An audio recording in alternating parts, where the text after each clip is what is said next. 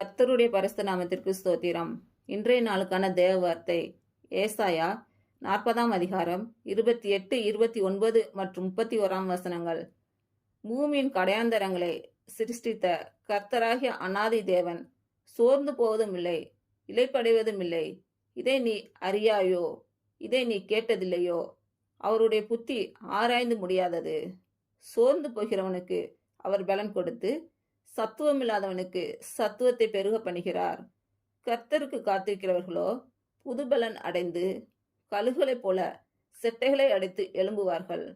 அவர்கள் ஓடினாலும் இளைப்படையார்கள், நடந்தாலும் சோர்ந்து போகார்கள். இன்று பிறந்த நாள் மற்றும் திருமண நாள் காணும் அனைவருக்கும் இயேசு கிறிஸ்துவின் நாமத்தினாலே வாழ்த்துக்கள். கர்த்தர் உங்கள் பலவீனங்களை மாற்றி உங்களுக்கு பலத்தை கட்டளையிடுவாராக. கர்த்தர் உங்களையும் உங்கள் பிள்ளைகளையும் உங்கள் பிள்ளைகளின் பிள்ளைகளையும் ஆசீர்வதிப்பாராக.